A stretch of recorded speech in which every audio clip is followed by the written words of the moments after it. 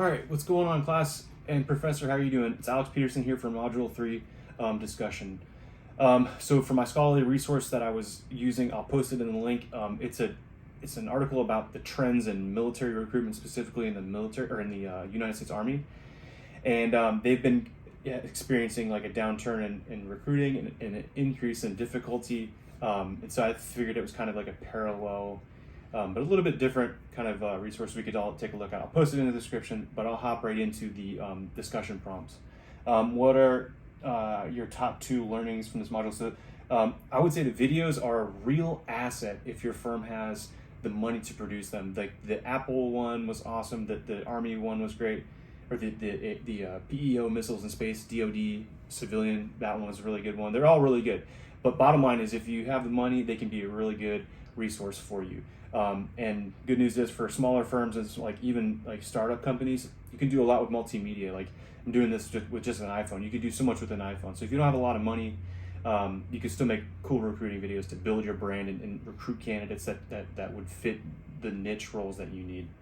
How do your learnings relate and compare to your professional experience? How can you immediately employ them? So basically, like we had to hire in my company an exploitation intelligence analyst over the last 2 months. I literally built the job requirements. We conducted job analysts like we learned in chapter 2, but I did it in real life, and had to deal with some things that were unique to this chapter specifically because we were looking at someone who already worked in the J2 or that directorate.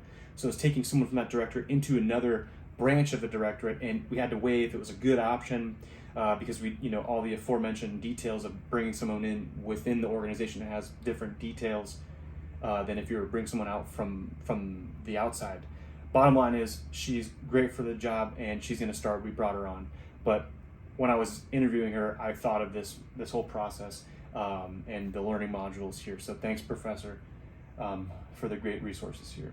Why is understanding traditional recruiting processes and methods as well as recommended strategies for successful recruiting in today's top market? Legacy recruiting methods make up the framework of how folks find candidates. It's like the bread and butter of how people are found. Now in a post-COVID world, in the hybrid approach where we're using like algorithms and surveys to even vet if the guy or girl is right for the job. It's a really cool tool, and it just is it's much more than today than just going and applying for a job, or even 30 years ago when you did it with pen and paper. It can be a much more informed process, and it can give firms a better group of candidates to make that choice. So another one is what is human-centered talent acquisition according to the Josh Bernstein Company. Excuse me. So basically to me, human-centered talent acquisition is realizing that employees today want the most from their experiences in their company. They don't just want some fake thing they just show up to and just work. I'll get back to my text here. They want good wages. They want upward mobility, purpose, excitement, and a solid future. They want They want a human experience at work. They don't want something that's fake or phony. And then the second part of that question is how can organizations with human-centered talent acquisition realizing that, like, how can they realize they're firing on all cylinders? And you can look at the analytics and go through each 5 steps in that if you want to, but to me in this and I think this is what you're looking for is our own interpretation of it. You can go to an organization and you can like almost feel it if the place is firing all cylinders and the recruiters are getting the right people and they're building this off an authentic basis. You're gonna know, because the bottom line is organizations can tell if they're firing on all cylinders if the morale is outstanding in organizations. They know that they'll be able to. That you can be able to feel a buzz. Things wouldn't feel mundane, and the recruiters and the executives would build the company with folks who really want to be there, grow there, raise their families there, and make a lot of money there. That's what they're really about. Is those things right there, and that's how you would know. So then another prompt I'm going to speak to here within this very short period of time is with Vesker's top 10 talent acquisitions strategies for winning 2022's tough labor market. Which one is the most intriguing to me? Ghosting.